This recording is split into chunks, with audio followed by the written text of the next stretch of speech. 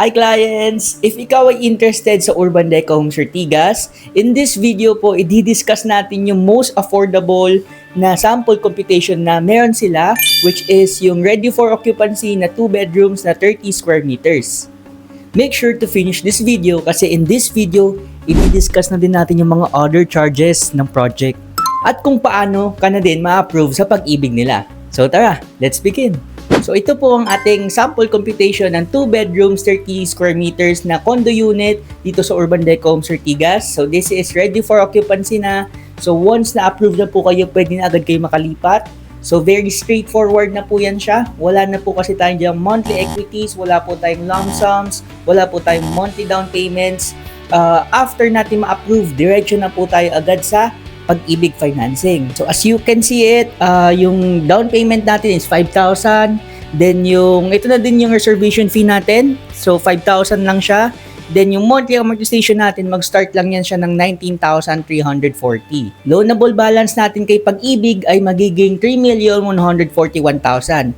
Again, this is the most affordable na computation for 2 bedrooms, 30 square meters. Usually, nag-range yan siya from 3.1 to 3.3. Depende na lang sa location ng unit mo sa building and kung gaano kabago yung unit mo. Monthly amortization natin ranges ng around 19,000 to 21,000. Pero if itong computation yung gusto nyo, mayroon pa tayong mga available na ganitong units and pwede ko pong maipakita sa inyo yung unit na yun and pwede natin siya ma-visit kung kailan po sila available. So for those clients na gusto magpa-set na site viewing, message na po ako dito. Okay?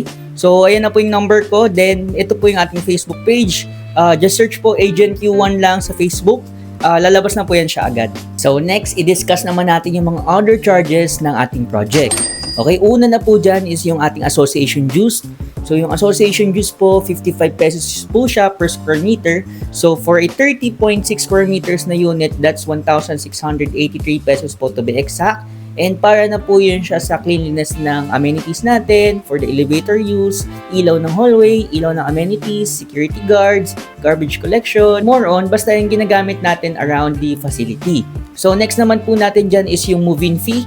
So meron po tayong one-time payment na move-in fee po na 10,900. That's for the installation of water and electricity and yung dalawang keycards natin. So one-time payment lang siya upon move-in. Then next po natin yung ating insurances. So meron po tayong dalawang klaseng insurance which is yung MRI or yung mortgage redemption insurance tsaka po yung fire insurance.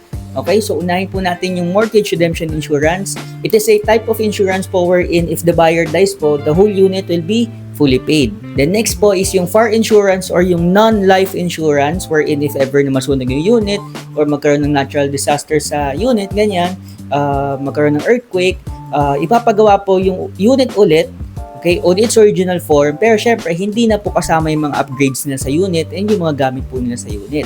Okay, combined po nasa around 1,300 pesos yan more or less monthly, combined na sila. So nasa ganyan lang nag-range yung price niyan. No worries, upon reservation naman, ibibigay ko yung pinaka-exact number kung magkano po yung kanilang insurance. Then lastly po is yung ating RPT or yung real property tax po or yung ating amilyar po sa Pasig City kung saan yearly po nasa around 5,000 to 6,000 lang naman yan siya yearly if ang unit natin ay 30 square meters. So yun lang po lahat ng ating other charges. Wala na po tayong other charges. Again, wala po tayong monthly equities, wala po tayong monthly down payments, wala po tayong huge lump sums. Ngayon, punta naman po tayo dun sa part kung paano po kayo ma-approve sa Pag-ibig. So first, ito po yung requirements natin. Okay, so kailangan po natin siyang kumpletuhin para po ma-approve kayo. So kailangan din updated yung ating contribution sa Pag-ibig. So for those clients na may worried na hindi sila nakapag-contribute sa Pag-ibig, madali lang naman po yun siya i-update. Pwede po yan siya sa GCash. Pwede nyo pong bayadan yung contributions nyo sa GCash. Okay, so 1 to 2 months lang work. Pwede na yun, enough na yun para maging updated yung contributions nyo. For the qualifications naman po, kailangan at least 60,000 yung ating basic salary na kinikita. So, ito po yung ating taxable income. So, hindi po kasama dito yung allowances, hindi po kasama incentives. Kailangan po yung basic salary or regular pay or yung ating taxable na monthly lang yung dapat nating i-declare. So, kailangan din, syempre, good yung ating record sa Pag-ibig. Wala po kayong foreclosed units, wala po kayong bad records. And lastly po, dapat nakapag-contribute sila sa Pag-ibig ng at least 24 months worth of contributions or 2 years lang naman na worth ng contribution sa Pag-ibig. So again, ito lang po yung ating requirements. Pwede nyo po siyang isend sa aking email para po ma-pre-qualify ko sila and makita ko if pwede sila ma-approve or hindi. Or pwede nyo naman po i-diretso na sa aking Facebook page. Okay? So just search lang po Agent Q1, lalabas na po yan sa Facebook or Instagram. Kung gusto nyo naman po akong tawagan, ito po yung aking numbers taas. Okay? Para na po yun siya sa Viber, WhatsApp, and Telegram. So I hope natulungan ko kayo in this video. For those clients na interested, yun nga, pwede nyo akong i-message dito, okay, sa ating contact details for viewing. So again, I am Agent U1, and for those interested pa and for those clients na gusto pang manood ng video, I do create videos dito sa YouTube. Napakadami nating videos dito.